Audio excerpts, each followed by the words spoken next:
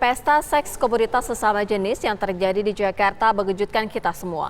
Dalam penangkapan, 56 pria diketahui mereka melakukan sejumlah permainan seksual.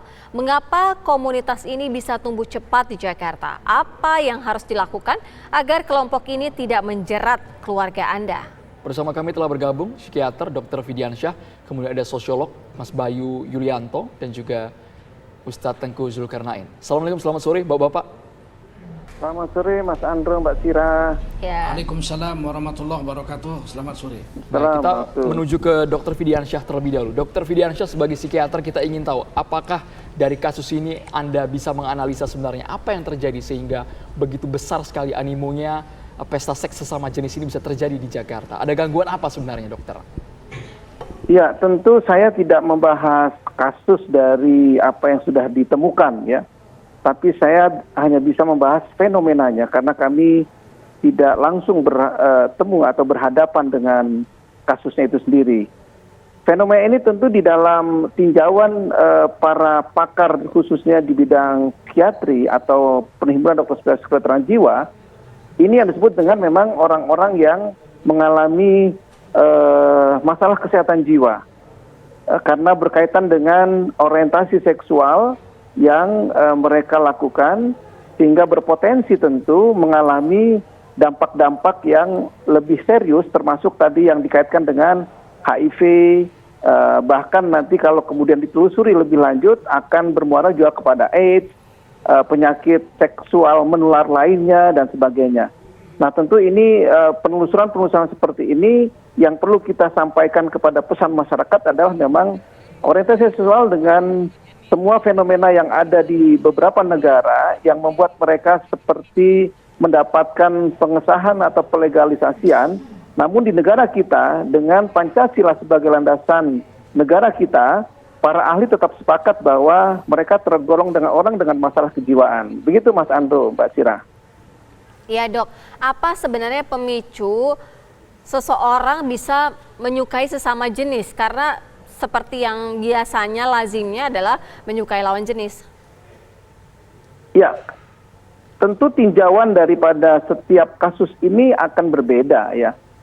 Kita menyebutnya ada empat faktor yang bisa menyebabkan kerentanan di dalam persoalan orientasi yang akhirnya tidak sesuai dengan norma dan batasan-batasan yang telah disepakati baik itu dalam norma sosial maupun dalam norma agama. Yang pertama memang berhubungan dengan sisi-sisi biologis.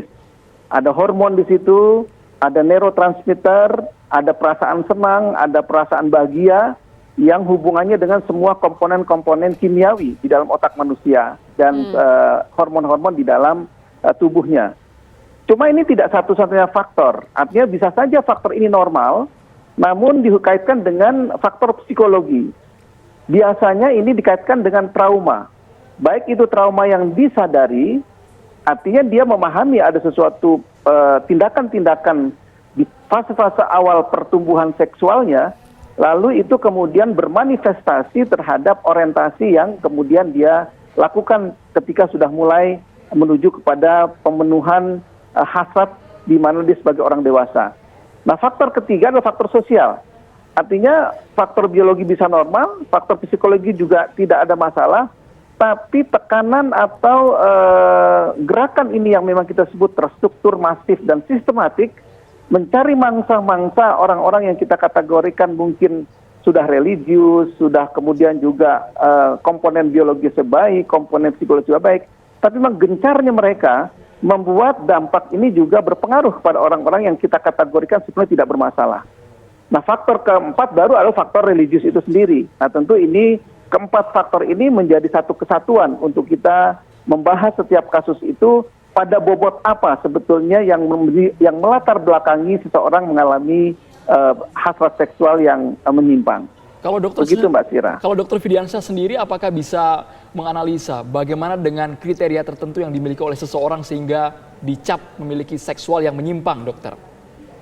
Ya, ini uniknya sebuah masalah kesehatan jiwa pada orientasi itu dengan berapa perangkat tes yang kita coba lakukan, kita bisa menelusuri dengan memang instrumen-instrumen yang dalam bidang psikologi kita sebut instrumen-instrumen tersebut adalah bentuknya kuesioner.